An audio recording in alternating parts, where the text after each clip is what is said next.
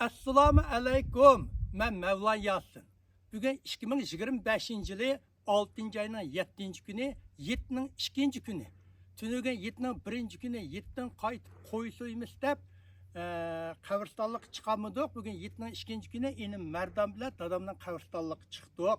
Mana bu dadamning qabristonligi Yasin Hasan. Mushu hamma qabristonlik kelganda meni har qitimday cho'nqur o'ylantirdi. Bu insonlarga Alloh taolo nimishqa o'limni berdi? Masalan, hayvonlar ba o'lidi, tashlanib ketadi. Biz insonlarga nimishqa o'lgandikin nazar qilamiz, Qur'on o'qiymiz, yerlikka ko'mamiz, mushlar nima uchun qilamiz? Bu har bir o'lim bir musulmon uchun bir ogohlantirish. Birinchi, biz o'lgandikin mayli dunyoda bizni har qanday fikrda ko'z qarashimiz o'xshamaslik bo'lsin, lekin bir yerda hammamizning fikri o'xshash. Eng oxiri biz hammamiz mush uzunligi 2 metr, cho'nqirligi 2 metr, kengligi 1 metr keladigan ozgolda yatimiz.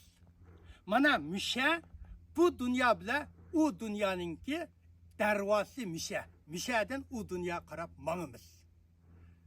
Nima haqiqatan urug' bizningki o'ynagan barliq topgan pullarimiz bizni mushagicha avitib qo'ya oladi.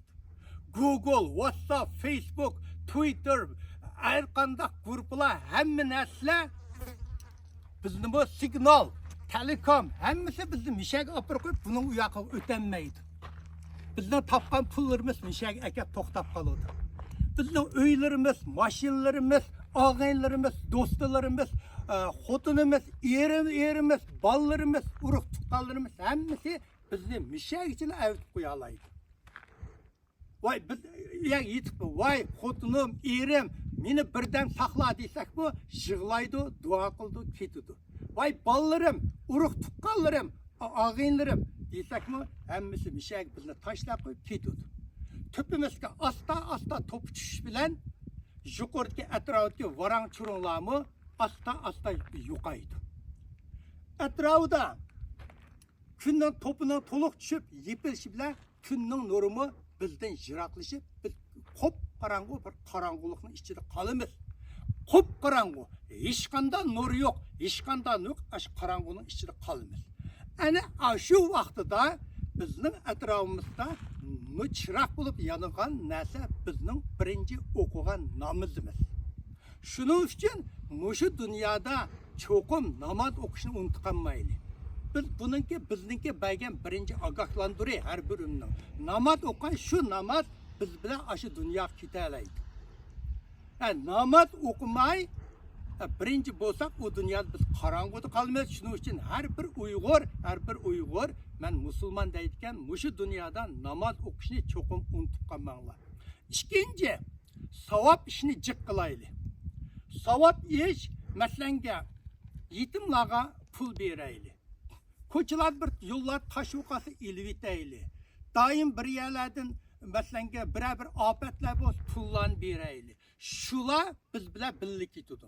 Biz o'lib yotgandan keyin uningdan keyin bizningki yaxshi ish qildigan ham yomon ish qildigan iqtidorimiz to'xtaydi. Bir chetimizga gunoh, bir chetimizga bizning qilgan savob ishlarimiz yozildi. Lekin Allohning rahmati bilan biz yotgandan keyinmi gunohimiz shu joy to'xtab qoldi. Ma qilgan savob ishimiz asta yana ko'payaverdi. Agar masalanga bu dunyoda bir odamga yordam qilgan bo'lsak, o'sha odam uningdan keyin qanchalik yaxshilik ish qilsa, o'shining qilgan yaxshilik ishning savobi bizga qaytildi. Shuning uchun Allohning rahmati bilan qanchalik savob ish qilsak, bizning aşı yetib u dunyoga kelgan bu savobimiz bag'asir ko'paydi, bizning jannatga kirish ehtimolimiz ko'paydi. Uchinchi ish adovatni yo'qotib etish kerak. Bu dunyoga kirganda hech qanday adovat bilan u dunyoga ketib qolmayli. Rasululloh sollallohu alayhi vasallam bir qitim Arfat tog'da juma kuni o'zi namozni imom bo'lib namozni o'qib duo qilsa, farishta quloq kelib, sening duoringni qabul qilmadi deydi. Nima uchun desa, mishada bir odam adovat tutibdi debdi. o'ylab beqinglar. Rasululloh sollallohu alayhi vasallam o'zi imomlik qilib, muqaddas Arafat tog'ida namoz o'qib, duo qilsa, bir odamning ashad adovat tutquniga shu duosi qabul qilinmadi. Shuning uchun shu dunyodan ketganda hamma adovatlarni yo'qotaylik.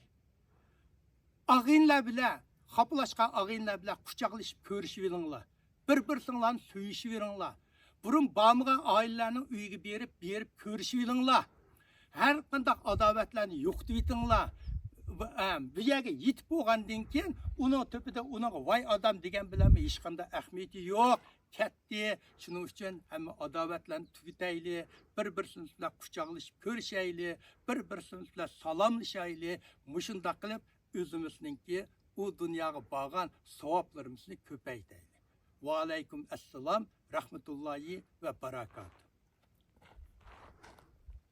Mana mushu qabristonlik mana ketib bordi, mana bu yomon cho'ng qabristonlik. Bu bir 6000 mo'yani optikan. Men burun bir deb aytgan, bu Libanlik bir Zayd Afshin degan odam, bu nayt o'qigan odam, o'qib lekin keyin tijorat qilib shunda boy ketib, bir musulmonlar qabristonlik bo'lsa bo'lmaydi ekan deb, mishadan 6000 mo'yani ilib, misha qabristonlik qilibga, uning lekin yo'l bo'yiga o adam bir musulmonlar chiqmasin deb yo'l bo'yiga 200 uyni silib 200 musulmonlarni asha ko'chirib ketdiga, uningki oyoqqa yana bir 400 uy sapdiga, o uylarni hozir shu musulmonlar o'ttirib yetibdi. Endi o uylarga hamma tutkichi odam o'zi ketib qoldiga, o odamning qabrisi ash bir yerda. Nay cho'ng savob chiqqan odamga.